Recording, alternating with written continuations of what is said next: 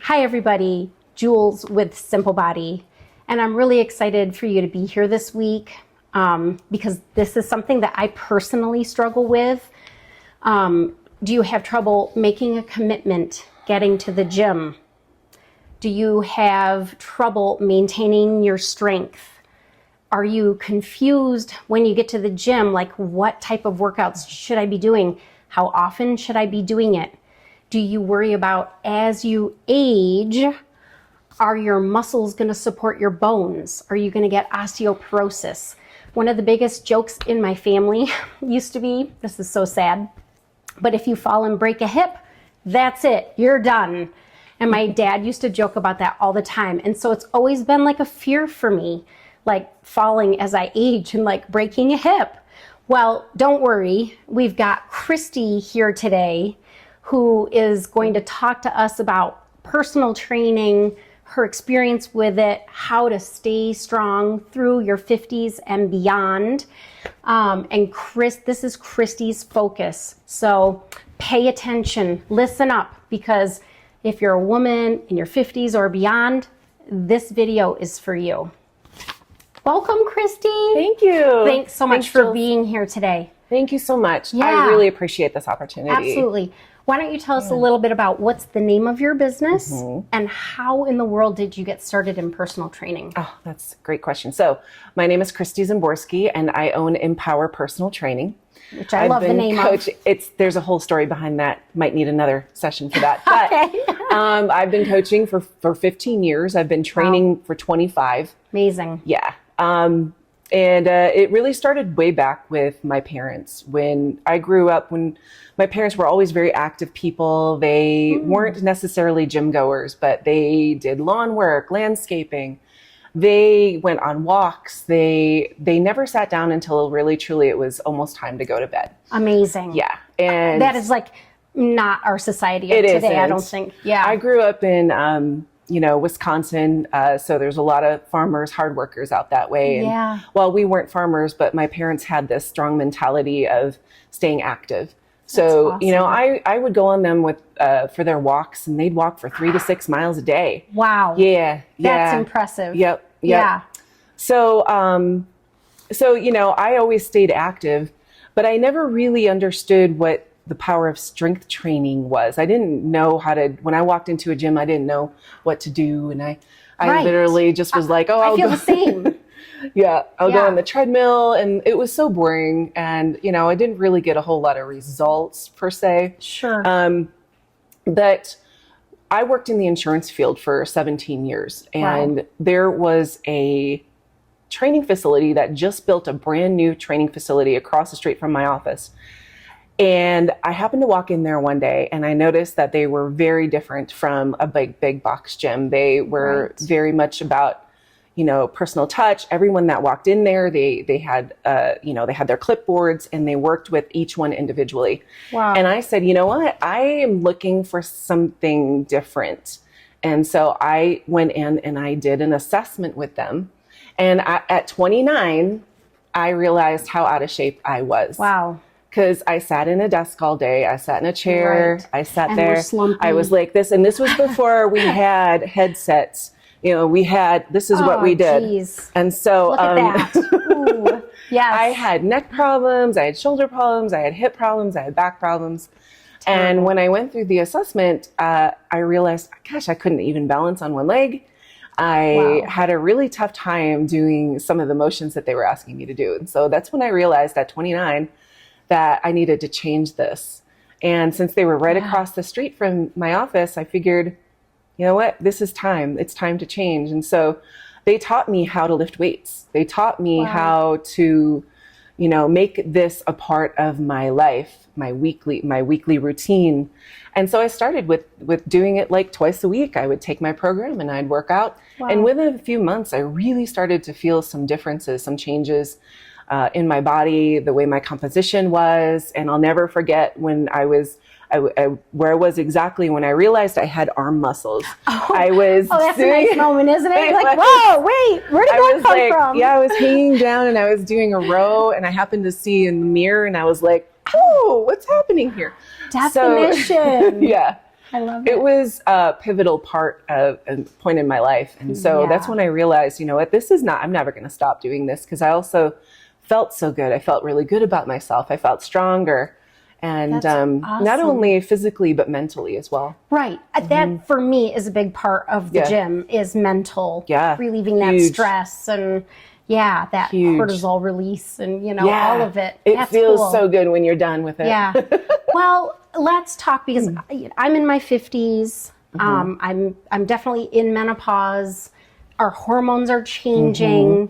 As we age, maybe you can highlight some of the areas that we should be focused on as women in our 50s and beyond.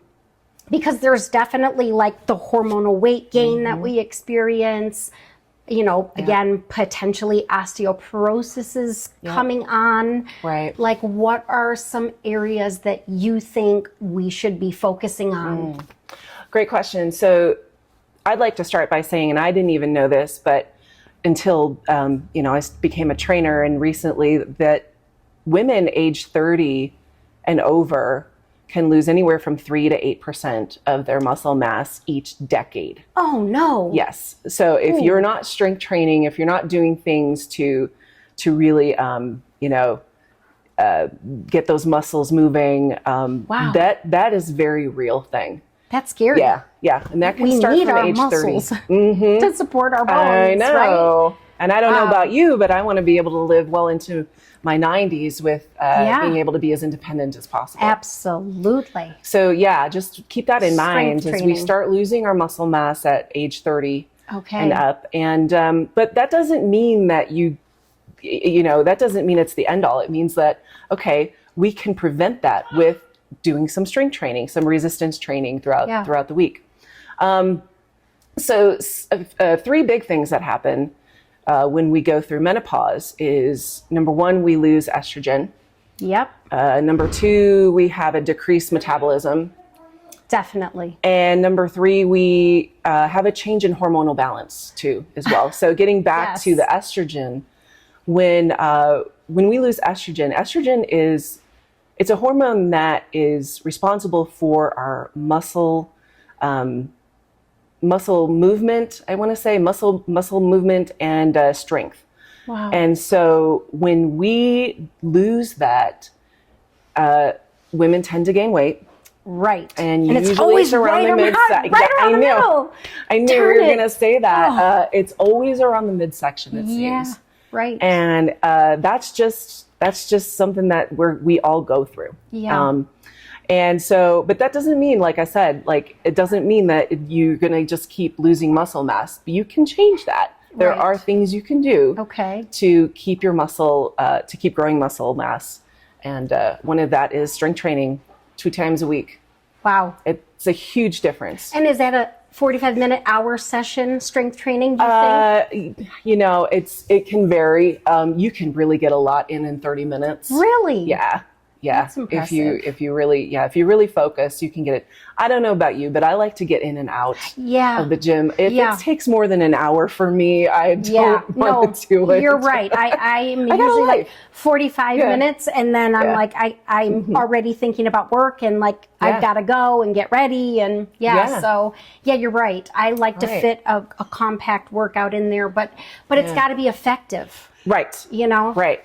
And so just side note, that's what's one thing when I started working with a trainer, there's actual science involved into this. There's a whole science behind why we move, how we pair exercises together. I walked into a gym and I didn't know what to do. I just said, well, I might do a couple of things. I might do some leg lifts over here. Right. But there's a real reason as to science as to how we put together our program. So, and that's why we need personal trainers to teach us. I was there. I was that person. So I get it. That's really cool. But so estrogen is a big thing. Our metabolism starts to slow. Yes, it does. Yeah. And that's when we have to really just kind of zero in on our diet. Let's look at what we're eating. And as we age, things happen. Some people get arthritis. They have joint pain. They have muscle pain. Lack of motivation. Lack of motivation is a big one. I feel like I'm more fatigued than I was in my 20s and 30s. I definitely sleep more than I did. And I feel generally more tired. I used to go 12 hours a day, and right up until I went to bed, I was, folding laundry and, doing dishes and just all of that stuff. And now, by 8 o'clock, I'm winding down for the night. And that's okay. Yeah. If that's okay, you can get your sleep. And that's a big thing too, is making sure we get enough sleep. But yes, definitely lack of motivation. That's a big one. And just general feeling like just not feeling good. Right. So people get used to, if you have a sedentary job and you stay sedentary, your body's going to want to stay sedentary. You're right. It's just going to get used to feeling that way. It's like, okay, I'm used to saying, getting up and walking and doing stuff. That's really hard. Right. That's tough. It hurts my back, my hips, and everything. So those are all deterrents, right? Those are all things that happen to us. But that's when you can kind of zero in on what you're doing, what you're eating, and what your movement is like throughout the week. Because it doesn't have to be that way. You're right. Even if we were to get up from our desks and take a 5-minute sunshine walk and get outside, get in the sun. We do that here at Simple Body. I know sometimes, we'll get tired or whatever. I'm like, I'm going on a sunshine walk. And we just, literally get out and kind of power walk for 5 or 10 minutes. And and it's such a wonderful place to do it here. It's just awesome here. Yeah. That's so interesting. I know a lot of people do have desk jobs, and a lot of people are working from home. And so that is another, to me, motivational thing. It's like if you're working at home, if you're working out at home, and then your family, at home, you've got to figure out a way to get out. You got to schedule it in. And hitting an actual gym with a personal trainer is like one thing that you can do to get out of the house and make sure you're staying on track with your workouts, because then you're committed to someone else. Yep. You've said, I'm going to be there. They're counting on you. Yep. And you don't have to think about what it is you're doing. You can, you walk in, you forget an hour of your day. You just walk in and you're like, here I am. I know, because I've been there. And what do I do? Tell me what to do. Tell me what to do. Tell me what to do. And it truly works. But yes, it's so good for our mindset. And there's really no reason, there's really no reason not to, but if you make it a part of your schedule, and you know that someone else is there waiting for you, you're going to be more accountable. That's great. For sure. What would a personal training schedule look like with you? Do you try to get people in the gym 3 times a week, or? That's a great question. And that depends on the person. It depends on how motivated that person is. Right. So if you're a newbie and you've never done this before and you're like, starting from ground zero, I would suggest starting out at 2 times a week. Okay. Just to get your body used to movements. And you really have to start at building a foundation. So one day a week is good, but you really want your muscles to respond. Start with 2 days a week, and it doesn't have to be an hour each time, but it really does get your body used to getting into the movements and saying, hey, we're doing this again. Right. Okay, I knew how we did this the other day, and now I know how to do this. And so you can just build upon that. That sounds great. I know one thing that kind of deters me from strength training, which I have to get over, is initially when you start strength training, if you haven't been doing it for a while, the soreness. the soreness for me is always such a deterrent. But I know that if I just put 3 or 4 sessions in, I'll get over that. It gets better. It gets better. But do you have any tips on, I know sometimes I've done beetroot in my smoothies. I've tried to do protein right after. Yeah. Is that just kind of what you have to do to get through the soreness? So without, I'm going to take it a different route, trying to get our bodies more mobile. And I don't know if you're familiar with foam rolling, but it is a my really husband great foam rolls practically every day, and he's always tried to get me to do it, and I have not. Oh, I can teach you. Okay. Awesome. It's a really great way to get your muscles to start. It brings in oxygen and blood flow into the body. Okay. And it really helps with recovery. I find that if people foam roll before and after their workouts. Oh, before? Before their workouts. Yep. That's the first thing I have my clients do is they hop on the foam roller and they start, it's like starting an engine on a 40 below day and just driving your car, right? We don't do that. Foam rolling is just kind of starts bringing in oxygen and blood flow into the body. Oh, and it helps prepare our bodies for the warm up. So there's 4 stages basically. For me, if you were to train with me, I get your body, oxygen and blood flow through foam rolling, dynamic warm up, and then we get into the session and then back to cool down with foam rolling. Wow. Yeah. And that Sounds really helps structured. Yeah, foam rolling. Who knew? It's the next best thing to a massage. Okay. It's kind of like self-massage, right? Right. You're on the floor rolling around. And then, protein intake. Get your protein in. Magnesium is also very good for muscles. Okay. Epsom salts, those kinds of things as well. It depends. But it usually dies down in the first few weeks. You're right. I noticed, about session 4, I'm usually okay, Yeah. And then I guess the other question is, if you're with a personal trainer, you're going to say, it's time for you to lift a little more. It's time for you to go up. It's time for you to. Yep. Yeah. Because I never know. Yep. I never know. Well, and so it's a two-way conversation there. So since I can't physically feel what it is that you're feeling, I want you to get familiar with what it should feel like by the end of your reps. And I'll usually say something like, okay, I want you to have 1 or 2 left in the tank. Okay. Before, but don't do it. I just want you to be able to have that. Okay. So you're not going to, you don't want to go to gas empty. I want you to have a little bit left, but I really try to educate my clients to be able to feel what it should feel like before we add more weight. Okay. Yeah. That makes so much sense. Yeah. I feel like I have learned more in talking to you than I have in 20 years of working out. How pathetic is that? But it's true. When you're on your own and you're just going through the motions and you have all of these questions, it's like, I was there. I was that person, and I remembered what it felt like walking into a box gym, and particularly women as well. Right. Women get intimidated. They get big time. There's a lot of people there. If you're walking into a box gym, it's great, it's fine. But a lot of intimidation there, and people don't know where to start. So a lot of times women will hide in the, I'll just walk on the treadmill for an hour, or they'll do this. Right. That was definitely me. It's great that you're getting out and moving. Yes. I love that. But and if you want to, really change your body, lifting weights. Lifting weights. You know what? We have to really, and getting back to osteoporosis, if that's okay. Yes, to kind of touch on that. Because we're all susceptible to that. Yeah, we need to put that kind of pressure on our bones.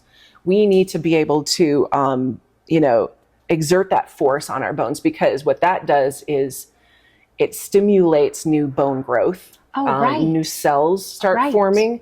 So like any kind of weight resistant kind of exercises, squats, lunges, push-ups, dumbbells, kettlebells, whatever it is that you're giving your body resistance is going to help build that bone muscle back. Wow. And also, the stronger your muscles are, the stronger it's going to protect your bones. Right. So there's like a twofold there. You can, you're building stronger bones and stronger muscles. Well, it sounds like I need to sign up and start coming to see you a couple times a week, because otherwise I'm just floundering at home, So thank you. Oh, thank you. Thank you for being here. I have learned so much today. And if you guys out there need to get in touch with a personal trainer, we're going to put Christy's information below, especially if you're living in Colorado Springs. If you have any questions for Christy, please leave them in the comments below. I can't thank you enough for watching. And if you liked our video, please like it and subscribe to our channel. We're going to put out new content for you every week. Thanks again for being here. Thank you so much, Jules. Yeah. Great to see you. Yay.